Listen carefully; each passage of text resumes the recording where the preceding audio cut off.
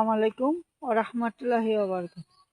সবচেয়ে দুঃখের বিষয় হলো অনেক গরিব অসহায় মানুষ এবার এই যে ঈদুল আজহার এই যে বছর 1 বছর পরে আবার যে ঈদুল আজহা যে ঈদ আসছে, আগামীকাল রোজ বৃহস্পতিবার পবিত্র ঈদুল আজহা, এই জন্য সবাই ঈদ উদযাপন করবেন।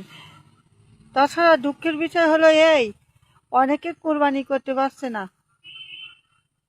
বিশেষ করে আজ আমরাও ঈদের কোনো কোরবানি করতে পারছি না এবং শোক দুঃখ প্রকাশ করছি। দোয়া করিবেন মহান রব্বুল আলামিন তাআলা, আল্লাহ তাআলা যেন আগামী বছরে ইনশাল্লাহ আমাদের কোরবানি করার তৌফিক দান করুক, ইনশাল্লাহ দান করে। বিশেষ করে ভাই, আপনারা সুদ ঘুষের টাকা দিয়ে কুরবানি করিবেন না ভাই, তাহলে কিন্তু ভাই কবুল হবে না কিন্তু ভাই।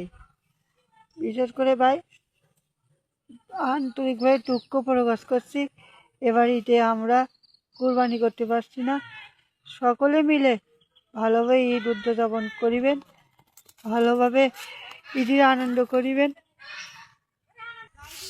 সবাই ভালোভাবে ঈদ উদযাপন করিবেন। দোয়া এবং ভালোবাসার শুভেচ্ছা হইল। সকলে দোয়া করিবেন আগামী দিন যেন ভালোভাবে যেন ইনশাল্লাহ ঈদ উদযাপন করতে পারি। মহান রব্বুল আলামিন তাআলা অনেকের কুরবানি করাটা দিচ্ছে না। বিশেষ করে আমরাও এবার কুরবানি করতে পারছি না। আপনারা দোয়া করিবেন আল্লাহ তাআলা যেন আগামীতে যেন ইনশাল্লাহ সুন্দরভাবে ঈদ করা তৌফিক দান করে ইনশাল্লাহ। বিশেষ করে আগামীতে যেন ভালো কোরবানি উদযাপন করতে পারি। আপনাদের কাছে দোয়া এবং ভালোবাসা এবং সমর্থন থাকলো। আপনারা দোয়া করিবেন আগামীতে যেন ইনশাল্লাহ আমরা সুন্দরভাবে ভালোভাবে যেন ঈদ উদযাপন করতে পারি, ভালো সুন্দরভাবে যেন ঈদ করতে পারি, ভালো ঈদ কাটাতে পারি। আসলে ভাগ্যের বিষয় হলো অনেকে বড় বড় কথা বলে, অনেকের কত যে বড় বড় কথা বলে গালিগালাজ করে তাড়িয়ে দেয়।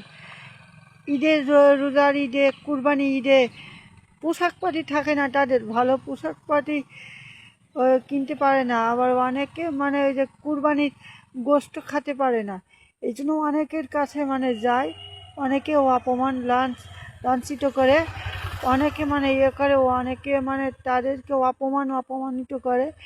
এই জন্য বলছি কেউ কাউকে ঈদে অপমানিত করবেন না, লাঞ্ছিত করবেন না। তাকে গরিবের হক ইনশাল্লাহ আদায় দেবেন, গরিবের হক অবশ্যই ইনশাল্লাহ তাকে দিয়ে দিবেন। বিশেষ করে মসজিদ, মাদ্রাসা প্রত্যেক জায়গায়ও দিবেন এবং গরিব অসহায় মানুষ, যারা এতিম মানুষদেরও সঙ্গে থাকিবেন, পাশে আমাদের জন্য দোয়া করিবেন ইনশাল্লাহ। সবার প্রতি দোয়া, ভালোবাসা, অভিনন্দন রইল। এই যে দেখুন, এই নারকেল গাছটা কত বড় দেখুন।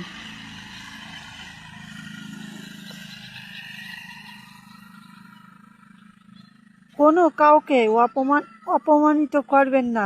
গরিব, এতিম, অসহায় অসহায় মানুষ ভাই এবং ছোট ছোট বাচ্চাদের পাশে থাকিবেন এবং মা বোনদের সাথে থাকিবেন ইনশাল্লাহ। তো দোয়া, ভালোবাসা ও অভিনন্দন জানিয়ে আমি আমার বক্তব্য এখানে শেষ করছি। আল্লাহ হাফেজ।